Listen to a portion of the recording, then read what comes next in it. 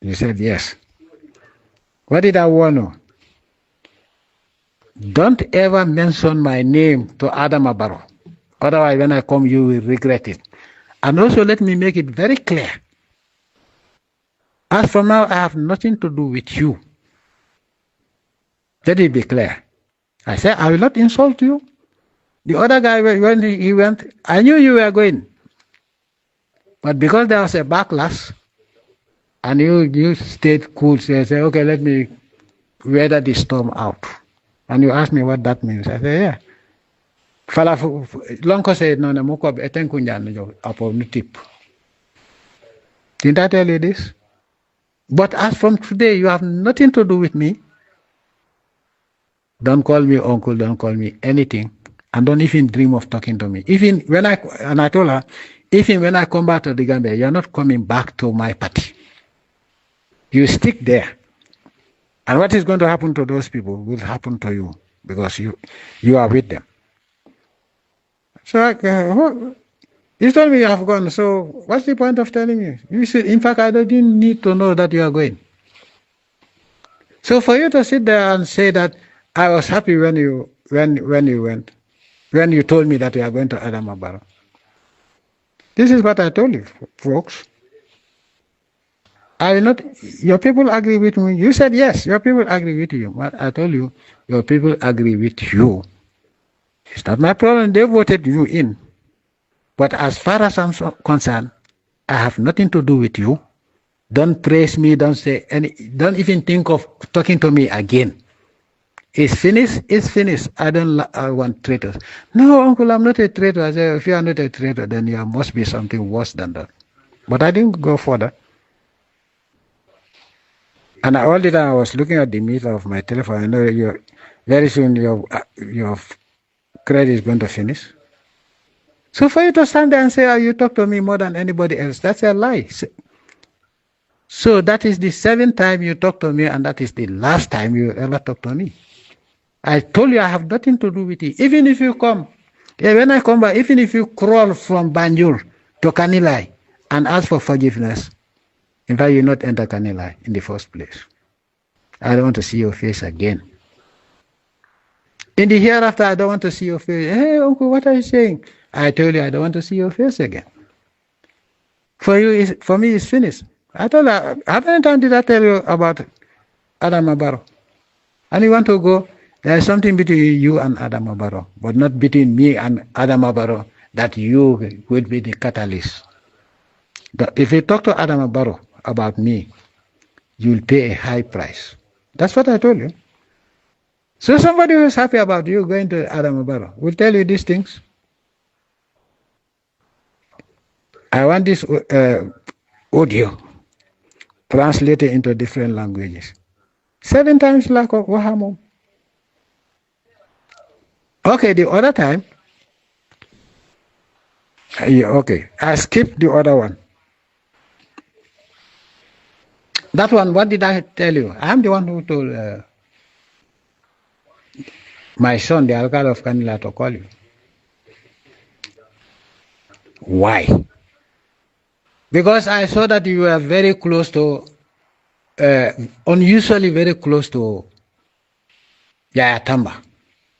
And it was obvious. Wherever there's an occasion, you are always very close to Yaya Tamba. And I told you are married. No, including myself, no man like me would allow such nonsense to happen.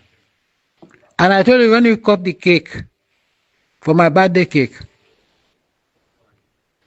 you take a piece and put it to Yaya Tamba's mouth. And she puts it also in your mouth.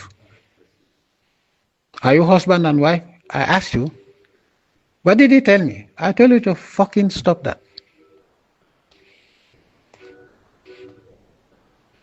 But I knew it was not, you are not going to do it. What was between you and Yaya Tamba? To the extent that when Habib Seka went to Sintet, when he came from Baitulai, he went to Sintet.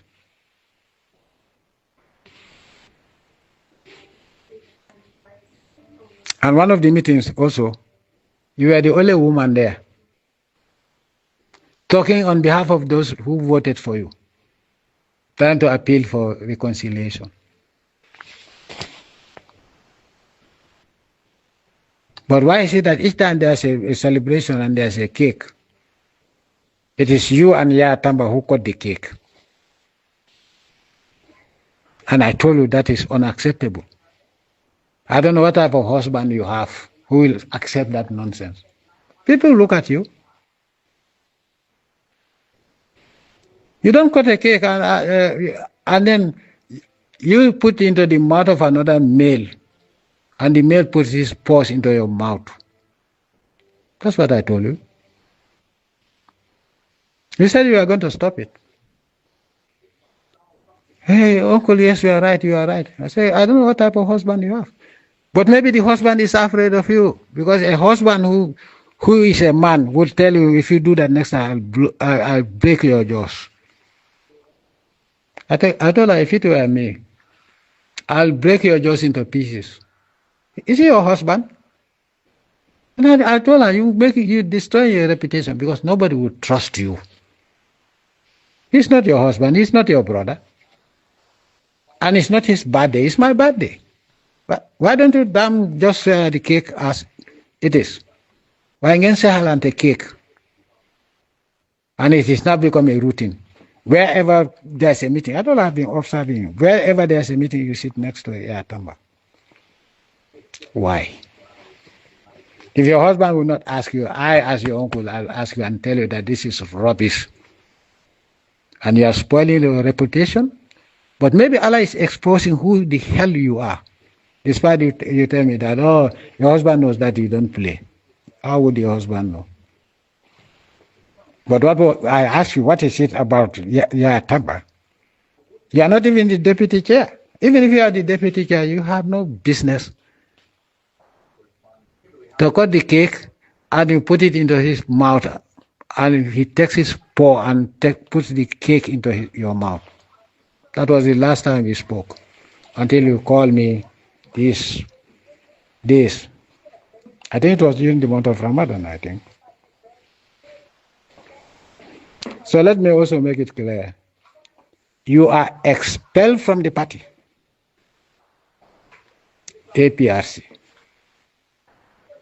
And since your people, you told me that they are in agreement with you, only to realize that they are not in agreement with you, they can sue you, they can sue go to the court or go to the IEC and tell them that you cannot occupy their seat.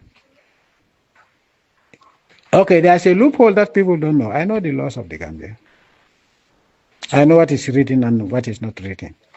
Now, in the event that you want to sit on that seat and they don't want it, they should take a lawyer and take the matter to the court, that you voted for her, they voted for you, and you decided to betray. You cannot use their vote to be a member of the parliament. And if they go to the High Court, the High Court is going to uphold that decision. So that will force them to call for a by-election. Because they told me that during those days, if you leave, the IC would call a by-election. They told me that clause has been removed from there. I told somebody, look at the clause. Did they put a provision to say that once that is done, it's a done deal, nobody can challenge the seat because people elected you. So if they are in disagreement with a traitor like you, I realize that there is no such clause that prevents somebody from taking the matter to court to retain their seat. You go find a seat in the NPP. You cannot even be a member of the parliament as long as you are not elected. Period. So it's up to your people. Now that they don't agree with you and say, I was happy. You spoke to me 7 times. I think I've elaborated everything. So I want this audio to be played for all the members of the APRC and non-members of the APRC to know that you claim, what you claim, yes, you spoke. But 7 times, you want to tell me that you talk to me more than anybody else. What impression are you giving? I don't forget things. I have my brain intact. My memory is intact. Now, if there was another day we spoke, you and me directly, tell me. And you can swear to the Holy Quran. It's not true. I've never. The only time the last 2 times you called, when you called me, if I wanted to talk to you, I would have called you back. But I waited for your credit. I saw your credit going to run out soon. I was patient with you, and then it ran out. I never called you again. And then you called me later, about maybe 2 weeks, or I can't remember. Yeah. I want to thank everybody, every Gambian. Every Gambian. Enemy or foe, I love all of you. What is happening is a horror film playing out in a peaceful, peace-loving, development-oriented country called the Gambia. The crime that is taking place in the Gambia is worse than in Mexico or Colombia.